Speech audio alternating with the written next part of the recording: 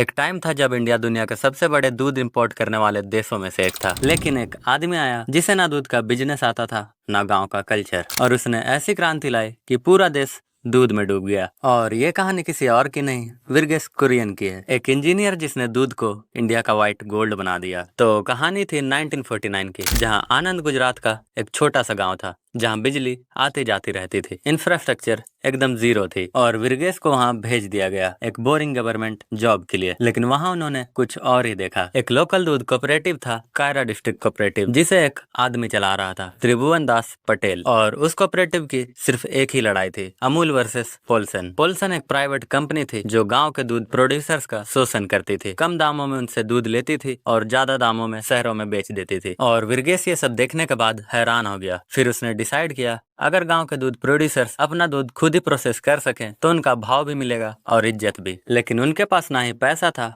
ना सपोर्ट और ना ही एक्सपीरियंस था, पर था तो एक विजन और गांव की औरतें जो रोज सुबह 4 बजे उठ के दूध निकालती थी। और विरगेस को उनके लिए एक बेटर फ्यूचर बनाना था। फिर कुरियन ने गांव में मॉडर्न डेयरी टेक्नोलॉजी इंट्रोड्यूस की और कोल्ड चेन्स बनाई, और सबसे जरूरी अमूल को एक ब्रांड बनाया। और आज आप जिसे एक बटर ब्रांड समझते हो, अमूल एक्चुअली एक मूवमेंट था। इसने उन हजारों महिलाओं को एम्पावर किया जो कभी सिर्फ चूल्हे तक ही सीमित थी। और विरगेस ने ऐसे ही इंडिया को ऑपरेशन फ्लड दिया, व्हाइट रेवोल्यूशन, एक ऐसी क्रांति जिसने इंडिया को दुनिया का सबसे बड़ा दूध प्रोड्यूसर बना दिया। और ये सब शुरू हुआ एक आदमी के विजन से। और आखिर में जब विरगेस से पूछा गया, आप तो बस इंजीनियर थे, तो दूध से क्या लेना देना था, तो उनका जवाब था, मैं बस उन लोगों का साथ देना चाहता था जिनके पास आवाज नहीं थी। और आज हम शार्क टैंक देखते हैं, स्टार्टअप कल्चर की बातें करते हैं, लेकिन असली एंटरप्रेन्योर तो वो था जिसे ना ही फेम चाहिए थी ना फॉर्च्यून, बस एक सपना था, हर गाँव तक इज्जत पहुँचानी है।